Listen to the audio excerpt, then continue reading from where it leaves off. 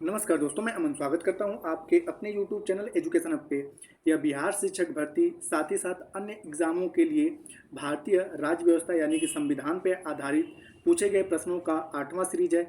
इसमें हम आपको 15 क्वेश्चनों का सीरीज लेकर आते हैं जो कि विभिन्न सारे एग्जामों में पूछे गए हैं या पूछे जाने की संभावना है। तो उम्मीद करता हूँ कि आपको यह वीडियो पसंद आएगा। तो चलिए बढ़ते हैं क्वेश्चन की तरफ। तो यहाँ पहला क्वेश्चन है कि भारत के राष्ट्रपति के चुनाव में हुए विवाद का निर्णय कौन करता है? संसद, सर्वोच्च न्यायालय, निर्वाचन आयोग या राज्यसभा? तो हम बात करते हैं यहाँ पर आर्टिकल 71 के बारे में। आर्टिकल 71 ये कहता है कि अगर भारत के राष्ट्रपति प्रेसिडेंट या वाइस प्रेसिडेंट से संबंधित अगर किसी प्रकार का कोई चुनावी विवाद होता है तो उसका निर्णय सर्वोच्च न्यायालय के द्वारा लिया जाएगा। तो सही आंसर होता है आपका बी। अब यहाँ पे जानते हैं कि भारत के राष्ट्रपति की व्याख्या आर्टिकल 52 में किया गया है और आर्टिकल 53 ये कहता है कि भारत का जो राष्ट्रपति होगा वह कार्यपालिका का संवैधानिक प्रधान होगा और साथ ही साथ सभी सेनाओं का सर्वोच्च कमांडर भी होगा। तो यह आर्टिकल 53 और 52 और 53 के बारे में है। अब यहाँ पे आगे की अगर बात करें तो भारतीय संविधान का आर्टिकल 54 में यह कहा गया है कि निर्वाचक मंडल में लोकसभा, राज्यसभा और सभी विधानसभाओं के निर्वाचित सदस्य शामिल होंगे। तो आर्टिकल 54 में राष्ट्रपति के निर्वाचन मंडल की बात की गई है। और आर्टिकल 55 की अगर बात किया जाए तो आर्टिकल 55 में ये चीज़ें कहा गया है कि राष्ट्रपति का निर्वाचन की पद्धति क्या होगी। तो राष्ट्रपति के निर्वाचन की जो पद्धति है आनुपातिक प्रतिनिधित्व एकल हस्तांतरित मत पद्धति है। और आर्टिकल 57 में राष्ट्रपति के पुनर्निर्वाचन संबंधी पात्रताओं का प्रावधान किया गया है। आर्टिकल 61 जो है वह राष्ट्रपति पर महाभियोग से संबंधित है। और आर्टिकल 71 जैसा कि इस क्वेश्चन की व्याख्या इसमें कहा गया है कि राष्ट्रपति और उपराष्ट्रपति के चुनाव से संबंधित अगर किसी प्रकार का कोई विवाद होता है तो उस विवाद का समाधान सर्वोच्च न्यायालय के द्वारा किया जाएगा। तो बढ़ते हैं अगले क्वेश्चन की तरफ। अगला क्वेश्चन है कि राज्यसभा साधारण विधेयक को अधिकतम कितने समय तक लंबित कर सकता है? 14 दिनों के लिए, 1 माह के लिए, 6 माह के लिए या 1 साल के लिए? तो अब यहाँ पे आपको हम बताते हैं कि विधेयक कुल कितने प्रकार के होते हैं। तो एक होता है आपका साधारण विधेयक, एक होता है आपका वित्त विधेयक, उसके बाद होता है आपका धन विधेयक और संविधान संशोधन विधेयक। तो अगर राज्यसभा की बात किया है तो राज्यसभा धन विधेयक को अधिकतम 14 दिनों तक रोक सकती है। लेकिन वहीं पर अगर साधारण विधेयक की बात किया है तो साधारण विधेयक को राज्यसभा अपने पास अधिकतम 6 माह तक रोक सकती है। और उसके बाद अगर 6 माह तक रोकती है और उसके बाद अगर यह राज्यसभा से पारित नहीं होता है तो आर्टिकल 108 के तहत, अनुच्छेद 108 के तहत संयुक्त अधिवेशन का प्रावधान किया गया है। और यह संयुक्त अधिवेशन बुलाता कौन है? राष्ट्रपति बुलाता है। और अध्यक्षता कौन करता है? तो लोकसभा का अध्यक्ष, लोकसभा का स्पीकर इसकी अध्यक्षता करता है। अब यहाँ पे चीज आता है कि किन किन विधेयकों पर संयुक्त अधिवेशन बुलाया जा सकता है। तो साधारण विधेयक और वित्त विधेयक पर संयुक्त अधिवेशन बुलाया जा सकता है, परंतु धन विधेयक और संविधान संशोधन विधेयक पर संयुक्त अधिवेशन नहीं बुलाया जा सकता है। अब यहाँ पे आगे की अगर अन्य आर्टिकल्स की बात करें तो आर्टिकल 107 में कहा गया है कि साधारण विधेयक की प्रक्रिया का उल्लेख है, ठीक है, 107 में। और 107 ही में कहा गया है कि साधारण विधेयक को संसद के किसी भी सदन में पेश किया जा सकता है और एक सदन में पारित होने के पश्चात दूसरे सदन में मैक्सिमम 6 माह तक रोक सकता है। अगर साधारण विधेयक पर किसी प्रकार का गतिरोध उत्पन्न होता है तो जैसा कि मैंने बताया कि आर्टिकल 108 का प्रयोग कर संयुक्त अधिवेशन राष्ट्रपति के द्वारा बुलाया जाता है और लोकसभा का अध्यक्ष इसकी अध्यक्षता करता है। तो दिए गए क्वेश्चन के अकॉर्डिंग सही आंसर होता है आपका सी। बढ़ते हैं अगले क्वेश्चन की तरफ। तो अगला क्वेश्चन है कि राष्ट्रपति के द्वारा किसी अपराध में दंड के कुछ समय के लिए निलंबन करना, दंड को कुछ समय के लिए निलंबन करना क्या कहलाता है? क्षमा कहलाता है, परिहार कहलाता है, विराम कहलाता है या प्रविलंब कहलाता है? तो अब यहाँ पे बात करते हैं आर्टिकल 72 की। आर्टिकल 72 में राष्ट्रपति के क्षमादान संबंधी चीजें दी गई हैं। राष्ट्रपति क्षमादान करता है और क्षमादान किन किन प्रकारों से करता है? तो यहाँ पर जो होता है कि दिया गया जो क्वेश्चन है कि अगर राष्ट्रपति अपराध में दंड को कुछ समय के लिए निलंबन करता है तो वह उसे प्रविलंबन के नाम से जाना जाता है। अब यहाँ पे अन्य के फैक्ट के बारे में जाने जाए तो यहाँ पर क्षमा क्या कहलाता है?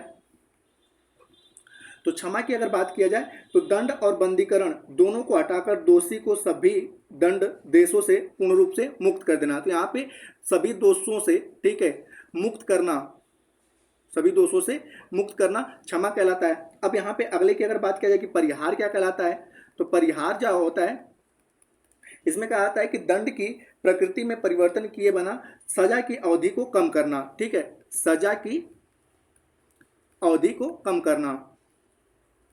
और किस प्रकार से, दंड की प्रकृति में किसी प्रकार का चेंज नहीं किया जाएगा, लेकिन जैसे कि इसको 1 साल का सजा मिला है तो इसको 6 महीने कर दिया जाएगा, लेकिन दंड की प्रकृति वही रहेगी।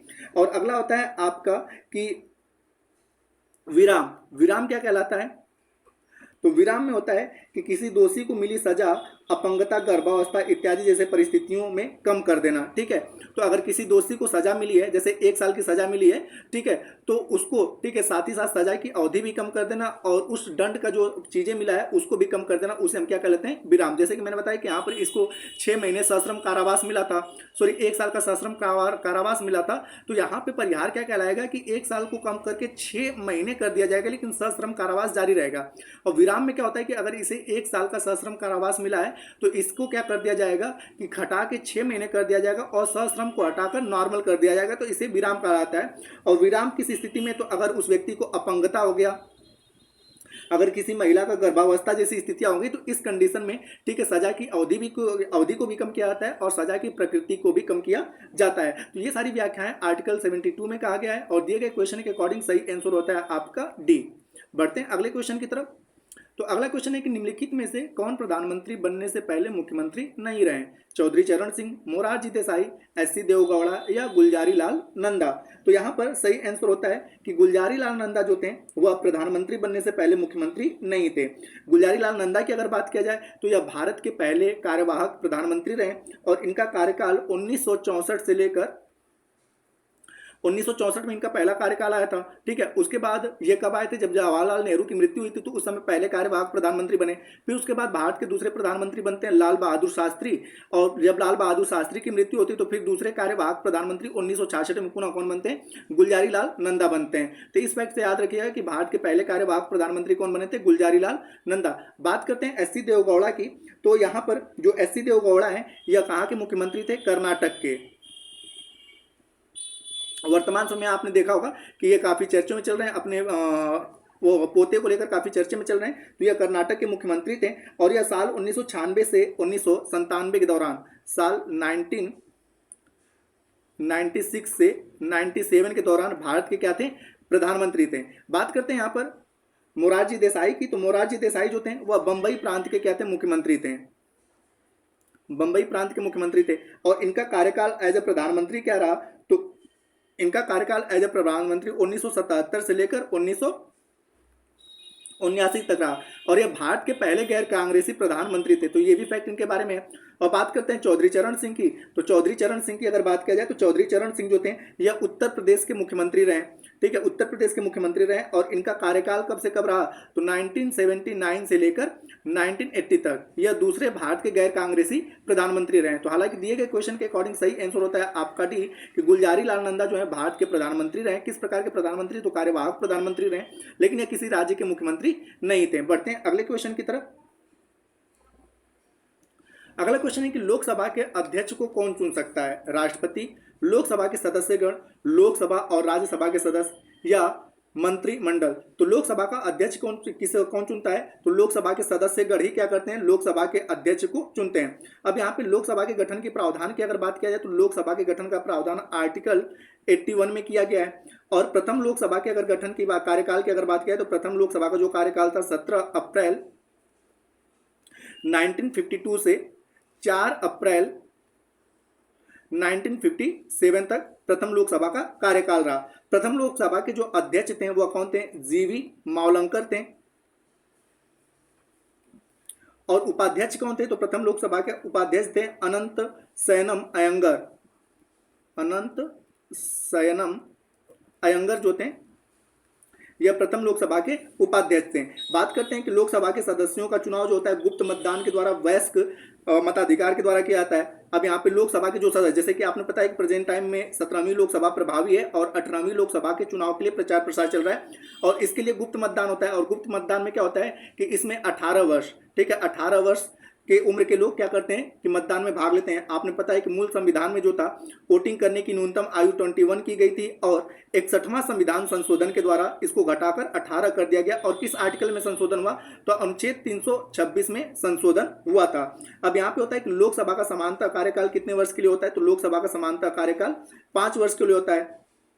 और अगला आपका आर्टिकल 75 3 ये कहता है कि मंत्रिपरिषद जो होता है लोकसभा के प्रति सामूहिक रूप से उत्तरदायी होता है। और अगर आपसे पूछ रहा है कि मंत्री किसके प्रति उत्तरदायी होता है व्यक्तिगत रूप से, तो व्यक्तिगत रूप से राष्ट्रपति के प्रति, और मंत्रिपरिषद सामूहिक रूप से लोकसभा के प्रति उत्तरदायी होता है। तो ये सारे फैक्ट आप याद रखिएगा। बढ़ते हैं अगले क्वेश्चन की तरफ। हालांकि दिए गए क्वेश्चन के अकॉर्डिंग सही आंसर होता है बी। अगला क्वेश्चन है, इनमें से भारत के किस राज्य में द्विसदनीय व्यवस्थापिका है? गुजरात, केरल, राजस्थान या बिहार? तो आपने पता है कि वर्तमान समय में भारत के 6 राज्यों के पास द्विसदनात्मक व्यवस्था है। ये 6 राज्य कौन कौन से हैं? तो उत्तर प्रदेश है, बिहार है, उसके बाद कर्नाटक है, उसके बाद महाराष्ट्र है, आंध्र प्रदेश है और तेलंगाना है। तो इन 6 राज्यों के पास जो है वह द्विसदनात्मक व्यवस्थाएं हैं। तो दिए गए क्वेश्चन के अकॉर्डिंग सही होता है कि बिहार राज्य के पास जो है वह द्विसदनात्मक व्यवस्थाएं, लेकिन इन 6 को भी आप याद रखिएगा। अब यहाँ पे होता है कि विधान परिषद, राज्य विधानमंडल का क्या होता है? उच्च सदन होता है। अगर यहाँ पे विधान परिषद की बात किया जाए तो जिस प्रकार से केंद्र सरकार में राज्यसभा होती है उसी प्रकार से राज्य सरकारों में क्या होती है? विधान परिषद होती है। यानी कि यह राज्य सरकारों का उच्च सदन होता है। विधान परिषद के सदस्य बनने की न्यूनतम आयु जो होती है वह कितनी होती है? 30 वर्ष। और राज्यसभा के लिए भी सदस्य बनने की न्यूनतम आयु कितनी होती है? 30 वर्ष होती है। अब यहाँ होता है तो विधान परिषद का कार्यकाल, तो विधान परिषद कभी भंग नहीं होता है। इनके सदस्यों का कार्यकाल कितने का होता है? 6 वर्ष का होता है। और प्रत्येक 2 वर्ष पर 1/3 सदस्य इसके भी क्या होते हैं? रिटायर होते हैं। विधान परिषद का चुनाव किस प्रकार से होता है? तो अप्रत्यक्ष रूप से आनुपातिक प्रतिनिधित्व, एकल हस्तांतरित मत पद्धति से विधान परिषद के सदस्यों का चुनाव होता है। अब यहाँ पे होता है कि सभापति और उपसभापति को विधानमंडल द्वारा ही निर्धारित वेतन एवं भत्ते प्राप्त होते हैं। और विधान परिषद अपने सदस्यों में से ही सभापति और उपसभापति का चुनाव करता है। तो यहाँ पे राज्यसभा से थोड़ा सा अलग हो जाता है, क्योंकि राज्यसभा में सभापति कौन होता है? वाइस प्रेसिडेंट होता है। परंतु राज्यों में जो विधान परिषद होता है वहां पे क्या होता है कि इनके जो सभापति होते हैं उन्हीं के सदस्यों में से ही कोई व्यक्ति क्या होता है? सभापति और उपसभापति होता है। जबकि यहाँ पे आपने पता है कि राज्यसभा का सदस्य, ठीक है, वाइस प्रेसिडेंट नहीं होता है, ठीक है, परंतु यहाँ पर जो होता है विधानसभा का जो सभापति और उपसभापति होता है वह विधान परिषद का सदस्य होता है। बढ़ते हैं अगले क्वेश्चन की तरफ। अगला क्वेश्चन है कि भारतीय सेनाओं का सर्वोच्च सेनापति कौन है? फील्ड मार्शल, रक्षा मंत्री, राष्ट्रपति या लेफ्टिनेंट जनरल? तो जैसा कि मैंने आपको बताया कि भारतीय संविधान का भाग 5 है, जो कि भारतीय संविधान का सबसे बड़ा भाग है, जिसमें आर्टिकल कुल 52 से लेकर 151 तक कुल 100 अनुच्छेद हैं। और इसमें जब आप पहला पार्ट पढ़ते हैं तो इसमें आता है राष्ट्रपति, और राष्ट्रपति का जिक्र किसमें किया गया? आर्टिकल 52 में कहा गया है कि भारत का एक राष्ट्रपति होगा। और आर्टिकल 53 में कहा गया है कि राष्ट्रपति कार्यपालिका का और संसद का एक अभिन्न अंग होगा। और साथ ही साथ यह सर्वोच्च सेनाओं का क्या होगा? सभी सेनाओं का सेनापति। ये किसकी व्याख्या किसमें की गई? आर्टिकल 53 में कहा गया है कि भारतीय सेनाओं का सर्वोच्च सेनापति कौन होगा? राष्ट्रपति होगा। अब यहाँ पे आगे की अगर बात किया जाए कि राष्ट्रपति अनुच्छेद 124 के तहत उच्चतम न्यायालय और 217 के तहत जो होता है वो क्या करता है कि उच्च न्यायालय के न्यायाधीशों की नियुक्ति करता है। ठीक है, तो आर्टिकल 124 में सुप्रीम कोर्ट की भी व्याख्या की गई है कि आर्टिकल 124 ए के तहत क्या करता है कि सुप्रीम कोर्ट के न्यायाधीशों की नियुक्ति करता है। और आर्टिकल 217 के तहत हाई कोर्ट के न्यायाधीशों की नियुक्ति करता है। अब यहाँ पे बात करते हैं थल सेना की। तो भारत में थल सेना की जो स्थापना की गई थी 1 अप्रैल साल 1885 को 1895 को हुआ था। और आगे की बात किया जाए कि राष्ट्रपति के बारे में ये चीजें चल रहा है, तो सबसे पहले ज्ञानी जैल सिंह ने 1986 में, ठीक है, जेबी वीटो पावर का प्रयोग किया था। और किस विधेयक पर प्रयोग किया था? तो भारतीय डाक संशोधन विधेयक पर इन्होंने प्रयोग किया था। आगे की अगर बात किया जाए कि राष्ट्रपति पद के लिए जमानत राशि के लिए कितनी राशियां दी जानी होती है? तो 15,000 रुपये दिया जाना होता है। और अगर वह कुल वैध मतों का 1/6 मत नहीं प्राप्त करता है तो उसकी जमानत राशि क्या होती है? जब्त कर ली जाती है। हालांकि जो दिया गया फैक्ट है उसके अकॉर्डिंग केवल आप याद रखिएगा कि आर्टिकल 53 के तहत भारतीय सेनाओं का सर्वोच्च सेनापति कौन होता है? राष्ट्रपति होता है। इसी में कहा गया है कि राष्ट्रपति जो होगा कि कार्यपालिका का संवैधानिक प्रधान भी होगा। राष्ट्रपति संसद का अभिन्न, मतलब कि आर्टिकल 79 में कहा गया है कि राष्ट्रपति संसद का अभिन्न अंग होगा। ठीक है, तो 79 में संसद है, 80 में आपका राज्यसभा है, और 81 में आपका लोकसभा है। तो 79 में कहा गया है कि राष्ट्रपति संसद का अभिन्न अंग होगा और इसमें कौन कौन होंगे, लोकसभा, राज्यसभा और राष्ट्रपति। हालांकि दिए गए क्वेश्चन के अकॉर्डिंग सही आंसर होता है आपका सी। बढ़ते हैं अगले क्वेश्चन की तरफ। तो अगले क्वेश्चन है कि भारतीय संविधान की 8वीं अनुसूची में कितनी भाषाएं शामिल हैं, 22, 19, 20 या 21। तो भारतीय संविधान के 8वीं अनुसूची में कुल 22 भाषाएं शामिल है। तो सही आंसर होता है ए। मूल रूप से कुल कितनी भाषाएं थी, तो मूल रूप से कुल 14 भाषाएं थी।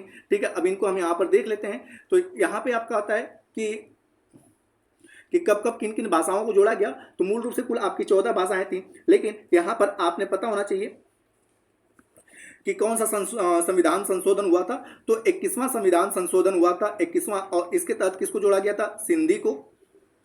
उसके बाद आपका 71वां संविधान संशोधन हुआ और इसके तहत किसको जोड़ा गया, कोंकणी, नेपाली और मणिपुरी को, केएनएम कहा जाता है शॉर्ट में। उसके बाद आपका होता है 92वां संविधान संशोधन और इसके तहत जोड़ा गया बोडो, संथाली, डोगरी और मैथिली को। तो इस प्रकार से ठीक है, वर्तमान समय में कुल भाषाओं की संख्या कितनी हो गई है, 22 हो गई है। और मूल संविधान में कितनी थी, तो आपकी 14 थी। अब यहाँ पे बात करते हैं कि भाषा का जिक्र किसमें किया गया है। तो भारतीय संविधान का जब भाग 17 पढ़ते हैं तो इसमें राजभाषाओं का जिक्र किया गया है और इसका अनुच्छेद कहाँ से कहाँ तक है, तो 343 से लेकर 351 तक भाग 17 का अनुच्छेद है। अब यहाँ पे कहा गया है कि आर्टिकल 343 के तहत कहा गया है कि संघ की राजभाषा जो होगी हिंदी और लिपि कौन सी होगी, देवनागरिक होगी। और भारतीय संविधान के अनुच्छेद 344 में राष्ट्रपति को राजभाषा से संबंधित एक आयोग की नियुक्ति करने का अधिकार। तो अभी आप पूछा जाता है किस अनुच्छेद के तहत राजभाषा आयोग का गठन किया जाता है, तो 344 के तहत। और पहला जो राजभाषा आयोग का गठन किया गया था, कब किया गया था, साल 1955 में। और इसके अध्यक्ष कौन थे, तो बीजी खेर थे। बीजी खेर पहले राजभाषा आयोग के अध्यक्ष थे। अब अगला आपका होता है कि 14 सितंबर साल 1949 को भारत में जो है हिंदी को संवैधानिक रूप से राजभाषा घोषित किया गया और इसीलिए प्रत्येक वर्ष 14 सितंबर को जो होता है हिंदी दिवस के रूप में मनाया जाता है। बढ़ते हैं अगले क्वेश्चन की तरफ। तो अगला क्वेश्चन है कि भारतीय संविधान में कितनी अनुसूचियां हैं, 12, 8, 9 या 11। तो जैसा कि आपने पता है कि मूल संविधान में जो अनुसूचियों की संख्या थी 8 थी, वर्तमान समय में इनकी संख्या कितनी हो गई है, 12 हो गई है। तो सही आंसर होता है आपका ए। अब यहाँ पे जानते हैं हर एक अनुसूचियों के बारे में। तो यहाँ पे आपका होता है कि पहली अनुसूची में संघ और उसके राज्य क्षेत्र के बारे में कहा गया है, जिसमें 28 राज्य और 8 केंद्र शासित प्रदेश हैं। दूसरी में राष्ट्रपति, मुख्य न्यायाधीश, नियंत्रक, महालेखा परीक्षक जैसे विभिन्न संवैधानिक पदाधिकारियों को वेतन और भत्तों के बारे में कहा गया। तीसरी अनुसूची में जो है राष्ट्रपति, राज्यपाल को छोड़कर बाकी जितने भी संवैधानिक पदाधिकारी हैं उनके शपथ के बारे में कहा गया है। चौथी अनुसूची में राज्यसभा की सीटों का आवंटन है। पांचवी अनुसूची में अनुसूचित जाति और अनुसूचित जनजातीय क्षेत्रों के प्रशासन और नियंत्रण के बारे में। छठवीं अनुसूची में जो है असम, मेघालय, त्रिपुरा, मिजोरम राज्य से संबंधित क्षेत्रों के जनजातीय क्षेत्रों के प्रशासन से संबंधित है। सातवीं अनुसूची में केंद्र और राज्य के बारे में संबंध के बारे में कहा गया और इसी में 3 प्रकार की सूचियां हैं, संघ सूची, समवर्ती सूची और राज्य सूची। आठवीं अनुसूची में जैसा कि मैंने बताया भाषाओं का जिक्र है, मूल रूप से 14 भाषाएं थी, वर्तमान समय में आपकी कुल 22 भाषाएं हैं। नवीं अनुसूची को पहले संविधान संशोधन के तहत जोड़ा गया, इसमें जमींदारी प्रथा जैसे चीजों को उन्मूलन किया गया। 10वीं अनुसूची में दल बदल संबंधी चीजें को हटाया गया यहाँ पर 10वीं अनुसूची में। और इस समय जो थे कि इस समय जो कौन थे प्रधानमंत्री, ये भी पूछा जाता है, तो इस समय राजीव गांधी थे। 73वां संविधान संशोधन के तहत 11वीं अनुसूची जोड़ा गया, जिसमें पंचायती राज को जोड़ा गया। और 74वां संविधान संशोधन के तहत 12वीं अनुसूची जोड़ा गया, जिसमें नगर पालिका जैसे संबंधित विषयों को रखा गया। बढ़ते हैं अगले क्वेश्चन की तरफ। अगला क्वेश्चन है आपका कि लोकसभा का अध्यक्ष अपना त्यागपत्र किसे सौंपता है, उपाध्यक्ष को, उपराष्ट्रपति को, राष्ट्रपति को या प्रधानमंत्री को। तो जब आप आर्टिकल 93 को पढ़ते हैं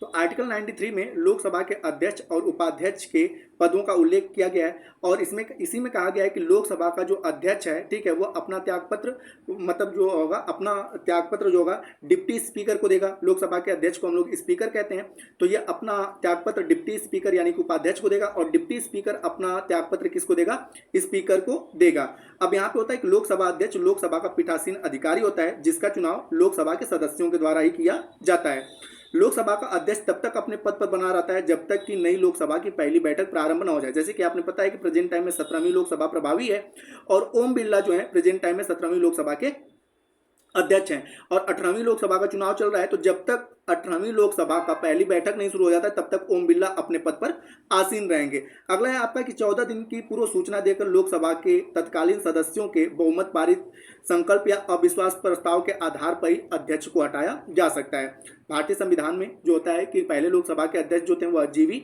मावलंकर थे और पहले लोकसभा के अध्यक्ष जो थे उनका नाम मैंने बताया कि अनंत शयन अयंगर थे। ये पहले लोकसभा के उपाध्यक्ष थे। लोकसभा का अध्यक्ष एवं उपाध्यक्ष को संचित निधि से वेतन दिया जाता है जिसका निर्धारण संसद के द्वारा किया जाता है। तो हालांकि दिए गए क्वेश्चन के अकॉर्डिंग सही आंसर होता है आपका ए। अगला जो क्वेश्चन इसमें पूछा गया है कि निम्नलिखित में से कौन सा अनुच्छेद कुछ मामलों में उच्च न्यायालय में हस्तांतरण से संबंधित है? 225, 226, 227 या 228। तो यहाँ पे अनुच्छेद जो है 228 जो है कुछ मामलों को उच्च न्यायालय में हस्तांतरण से संबंध रखता है। अब यहाँ पे होता है कि यदि उच्च न्यायालय को यह आभास हो जाए कि उसके अधीनस्थ किसी भी न्यायालय में लंबित किसी मामले में संविधान के निर्वचन के बारे में विधि का कोई सवारना अंततः निहित नहीं है, यानी कि वह उसके अधिकार क्षेत्र में नहीं है, तो उच्च न्यायालय उस केस को अपने पास ले लेता है। तो इसकी व्याख्या आर्टिकल 228 में किया गया है। अब बात करते हैं आर्टिकल 225 में क्या कहा गया है। तो आर्टिकल 225 के तहत यह कहा गया है कि इसके तहत हाई कोर्ट के अधिकारिता, ठीक है, हाई कोर्ट के अधिकारिता का उल्लेख किया गया है। आर्टिकल 226 में क्या कहा गया है? तो आर्टिकल 226 के तहत क्या करता है कि हाई कोर्ट रीट जारी करता है। जैसा कि आपने पता है कि सुप्रीम कोर्ट आर्टिकल 32 के तहत रीट जारी करता है, उसी प्रकार से अनुच्छेद 226 के तहत हाई कोर्ट रीट जारी करता है। और आर्टिकल 227 क्या कहता है? तो आर्टिकल 227 के तहत उच्च न्यायालय को अधीनस्थ न्यायालयों और न्यायाधिकरणों को न्यायिक प्रशासन का अधिरक्षण करने का अधिकार है। तो ये आर्टिकल 227 कहता है। हालांकि दिए गए क्वेश्चन के अकॉर्डिंग सही आंसर होता है आपका डी।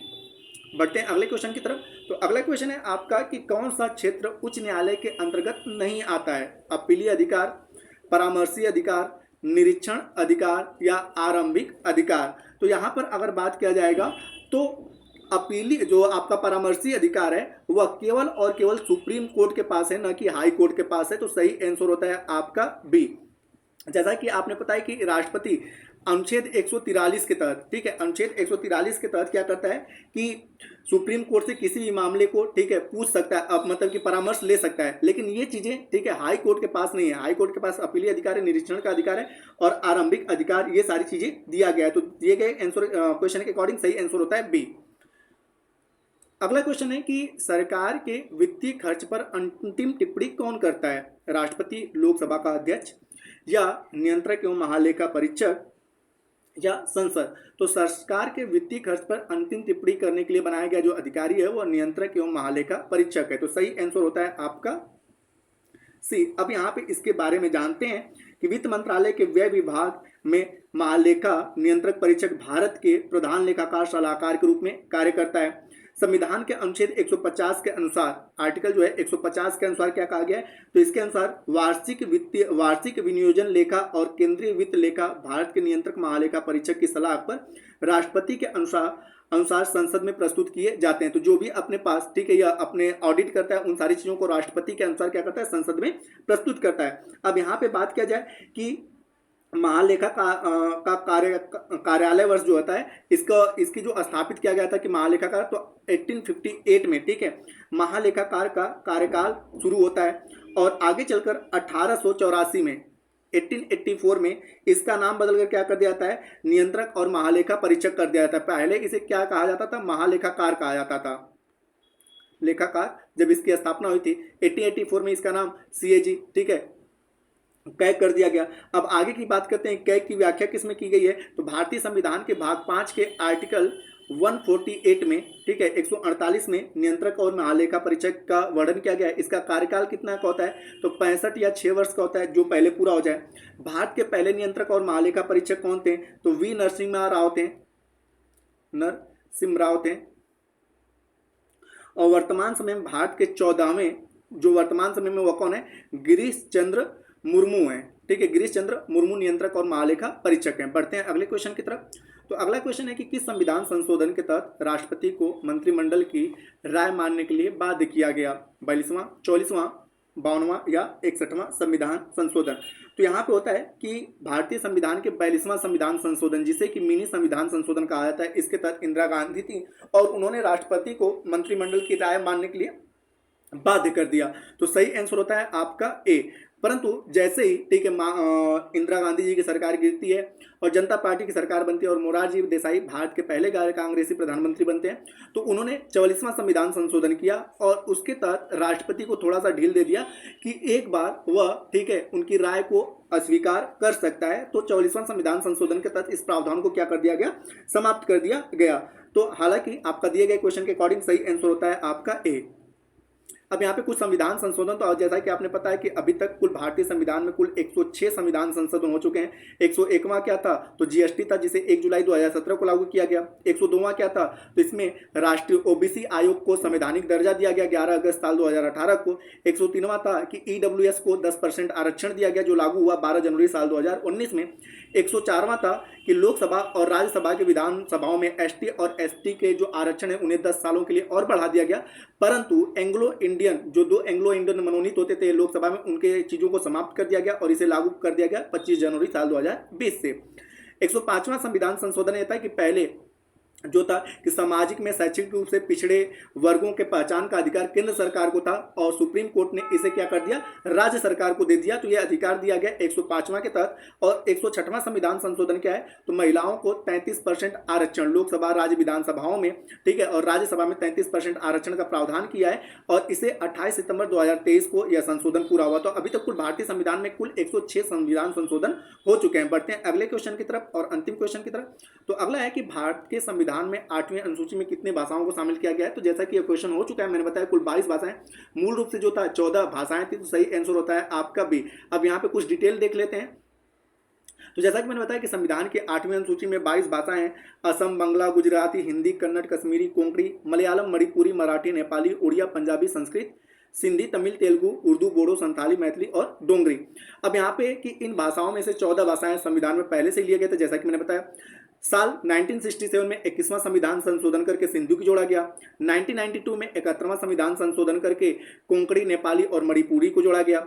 92वां संविधान संशोधन 2030 के तहत संशोधन करके बोडो, डोगरी, मैथिली और संथाली को जोड़ा गया। तो इस तरह से कुल 22 भाषाएं हो जाती है। अब यहाँ पे होता है कि शास्त्रीय भाषाएं कितनी है, तो वर्तमान समय में भारत में कुल है शास्त्रीय भाषाओं की संख्या 6 है। आपसे ये भी पूछा जा सकता है कि पहली शास्त्रीय भाषा कौन थी, तो तमिल। दूसरी कौन बनी, संस्कृत। तीसरी बनी कन्नड़। चौथी बनी तेलुगु। 5वीं बनी मलयालम और साल 2014 में उड़िया को 6वीं शास्त्रीय भाषा बनाया गया। और जितनी भी शास्त्रीय भाषाएं हैं वह सभी की सभी 8वीं अनुसूची में शामिल है। तो शास्त्रीय भाषाओं की संख्या पूछेगा तो 6 और वर्तमान समय में 8वीं अनुसूची में बात करें तो 22। मूल रूप से कुल कितनी थी, 14। कौन कौन सा संविधान संशोधन हुआ ये भी मैंने आपको बताया। मैंने बताया कि राजभाषा के बारे में भाग 17 में बताया गया है, जिसका आर्टिकल 343 से लेकर ठीक है 351 तक है। तो ये फैक्ट आपके हैं। तो बढ़ते दोस्तों, ये था आज का ठीक है 8वां वीडियो। उम्मीद करता हूं कि आपको ये वीडियो पसंद आया होगा। वीडियो पसंद है तो वीडियो को लाइक करें, कमेंट करें तथा अपने दोस्तों के साथ शेयर करें और चैनल पर आए तो चैनल को सब्सक्राइब अवश्य करें तथा इस पीडीएफ के लिए आप हमारे टेलीग्राम से जुड़ सकते हैं जिसका लिंक वीडियो के डिस्क्रिप्शन में दिया हुआ है। तो वीडियो के अंत तक बने रहने के लिए धन्यवाद। मिलते हैं जल्दी नेक्स्ट वीडियो में।